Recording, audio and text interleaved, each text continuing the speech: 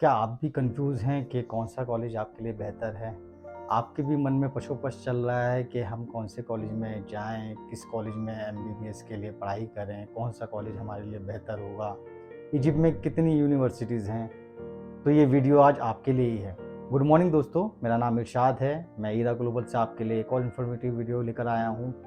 जैसा कि आप सबको पता है, इजिप्ट के एडमिशन खुले हुए हैं और बच्चों के जो है ऑलरेडी इनिशियल लेटर्स आ चुके हैं। कुछ लोग अभी अप्लाई करने के लिए जा रहे हैं। कुछ लोग मेरे को कॉल करके पूछ रहे हैं, सर हमने हमने भरा तो जो था किसी दूसरी यूनिवर्सिटीज़ में था, लेकिन आ गया किसी और यूनिवर्सिटी में, तो हम क्या करें? हमारे लिए वहाँ पे पढ़ना बेहतर होगा कि नहीं होगा? वहाँ पे इंग्लिश में कोर्स है कि नहीं है? इंडियन स्टूडेंट्स हैं या नहीं हैं? हम किस तरह से चूज़ करें कि हमें कौन-सा कॉलेज हमारे लिए बेहतर है? तो दोस्तों, मैं पहले तो आपको ये बता दूँ कि इजिप्ट के पोर्टल जो हैं ऑलरेडी खुले हुए हैं। जून से 15 सितंबर जो उनकी लास्ट गाइडलाइंस हैं। आपको तब तक जो है अपना एडमिशन का फॉर्म भर देना है। अदरवाइज़ नहीं तो आप इस साल जो है एडमिशन नहीं ले पाएँगे। और वहाँ पे कोई जो है दूसरा इनटेक नहीं होता है। आपका इनटेक जो है सितंबर अक्टूबर का ही रहेगा। उसके बाद आपको नेक्स्ट ईयर अप्लाई करना पड़ेगा। अब बात करते हैं कि कौन-सा कॉलेज बेहतर है। तो मेरे लिए ये कहना कि कोई एक पर्टिकुलर कॉलेज बेहतर है इजिप्ट में बहुत मुश्किल होगा। लेकिन अगर आप चाहें तो इजिप्ट में कायरो, इन शम्स, अलेक्जेंड्रिया, मंसूरा कोई भी यूनिवर्सिटी चूज़ कर सकते हैं। ये चारों कॉलेजेस बहुत बेहतर हैं, इंडियन स्टूडेंट्स हैं, इंग्लिश में यहाँ पे कोर्स होता है। इसके अलावा अगर आपको कोई और कॉलेज मिलता है तो पहले आप उसमें चेक कीजिए कि इंडियंस स्टूडेंट्स पढ़ते हैं या नहीं पढ़ते हैं, या इसी साल से वो लोग ऑफ़र कर रहे हैं इंग्लिश में एजुकेशन को। क्योंकि इससे पहले इन चारों के अलावा मेरे अपने जो नॉलेज है, मुझे नहीं पता है कि वहाँ पे किसी भी और दूसरे कॉलेज में इंग्लिश में इससे पहले क्लासेस होती रही हैं एमबीबीएस की, और वहाँ पे इंडियन स्टूडेंट्स भी हैं। तो मेरी तो आप लोगों से रिक्वेस्ट ये है कि आप किसी भी दूसरे कॉलेज में जाने से पहले आप सही से चेक करें कि वहाँ पे इंडियन स्टूडेंट्स हैं कि नहीं हैं, और अगर हैं तो कितने हैं। इंग्लिश में एजुकेशन पहले होती रही है या इसी साल से या अगले साल से वो लोग स्टार्ट करेंगे? क्योंकि अगर आप किसी नए कॉलेज में जाते हैं, वहाँ पे अगर उनका सेटअप पहले नहीं बना होगा, वो आपकी वजह से स्टार्ट करेंगे, तो आप खुद सोच सकते हैं कि आपको कितनी परेशानियाँ आने वाली हैं। वो लेक्चर तो इंग्लिश में स्टार्ट कर देते हैं, बट प्रैक्टिकल जो होता है जिसमें आपको कैडा वर्क वो लोग सिखाते हैं, उसमें वो अपनी लोकल लैंग्वेज यूज़ करते हैं, तो आपको कुछ भी समझ में नहीं आने वाला है। तो मेरी आप लोगों को तो यही मशवरा है, सलाह है कि आप अगर आपको कोई दूसरा कॉलेज मिल रहा है तो आप पहले उसमें सही से खुद से चेक करें, यूनिवर्सिटी में कॉल करें। आपका थोड़ा-सा टाइम बेशक ख़राब होगा, आपका पैसा थोड़ा-सा लगेगा कॉल वगैरह करने में, लेकिन आपका एटलीस्ट फ्यूचर सेव रहेगा।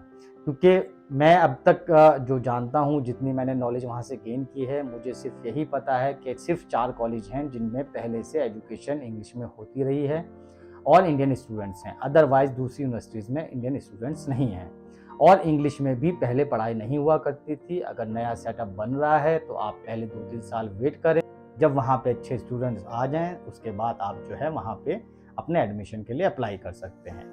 दूसरा, अगर आपको कोई कहता है कि कम 75% नंबर से कम में हम आपका एडमिशन करा देंगे, तो मैं आपको बता दूँ, आप धोखे में नहीं आएँ।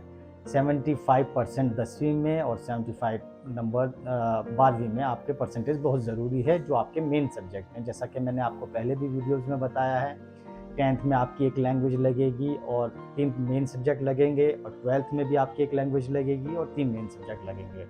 तो आपके 75% मार्क्स होने बहुत ज़रूरी हैं। इससे कम में अगर कोई एडमिशन आपका कर देता है तो आपके लिए परेशानी का कल सबब बन सकता है। तो मैं आपको फिर कहूँगा कि आप अपने जो है मार्क्स पे भी ध्यान दें। अगर आपके पास मार्क्स कम हैं तो हमारे पास दूसरे भी ऑप्शन अवेलेबल हैं। हम जो है दूसरी कंट्रीज़ में भी एडमिशन कराते हैं। आप जो है हमारे से राब्ता कर सकते हैं। हम कोशिश करेंगे कि आपके मार्क्स के हिसाब से आपके लिए और आपके बजट के हिसाब से आपके लिए जो बेहतर कंट्री हो वो आपको सजेस्ट कर सकें, ताकि आपका साल ख़राब ना हो और आप इसी साल एमबीबीएस के लिए जा सकें। इसके अलावा भी अगर आप लोगों के कोई और सवाल हैं जो आप लोग पूछना चाहते हैं तो आप कमेंट बॉक्स में डाल सकते हैं। इजिप्ट का जो परसेंटेज है पासिंग की, अभी जैसे कि रिज़ल्ट आया है कायरो यूनिवर्सिटी और इन शम्स यूनिवर्सिटी में बहुत कम बच्चे हैं जो बिल्कुल पूरे पास हो गए हैं। किसी न किसी सब्जेक्ट में बैक ज़रूर आई है। ज़्यादातर बच्चों की बैक आई है वहाँ पे। उनका जो पासिंग रेशियो है वो बहुत ज़्यादा कम रहा है इस साल, क्योंकि वहाँ पे अगर बच्चे नहीं पढ़ते हैं, प्रॉपर अपना ध्यान नहीं देते हैं, तो बच्चे क्लियर नहीं कर पाते हैं।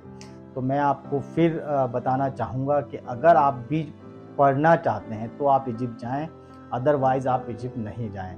क्योंकि अगर आप वहाँ पढ़ेंगे नहीं तो वहाँ पे आपकी बैक आ जाएगी, और बैक फिर आपको जो है नेक्स्ट ईयर क्लियर करनी होगी। अदरवाइज़ अगर आप क्लियर नहीं कर पाएँगे नेक्स्ट ईयर भी, तो फिर वो आपको फ़ेल कर देंगे। तो आप भी जो है अगर इजिप्ट का सपना देख रहे हैं तो आप ये मन में अच्छी तरह से समझ लें कि आपको वहाँ पे पढ़ना पड़ेगा। कम से कम 4 से 5 घंटे आपको पढ़ना पड़ेगा। अगर आप पढ़ सकते हैं तो आप जो है वहाँ पे अप्लाई कर सकते हैं। और हम लोग जो है जो भी बच्चे हमारे पास आते हैं एडमिशन के लिए, हम किसी को कुछ गलत कमेंट नहीं करते हैं। जिस यूनिवर्सिटी में उसका एडमिशन हो सकता है हम आपको वही बताएँगे। जिस परसेंटेज पे आपका एडमिशन हो सकता है हम वो बताएँगे। हम कोई भी ऐसा कोई झूठ बोल के या किसी भी तरह से हम किसी का एडमिशन नहीं लेते हैं। अगर हमारे बस का होगा, हम कर सकते हैं तो आपको बोलेंगे, अदरवाइज़ नहीं तो हम आपको मना कर देंगे। तो मैं आपको यही कहूँगा कि कहीं भी किसी चीज़ से आप बात करने से पहले आप पहले खुद अपना जो है होमवर्क करें अच्छे से सर्च करें, डिसाइड करें आपको किस कॉलेज में जाना है, उसके बाद ही आप कोई डिसीज़न लें। धन्यवाद।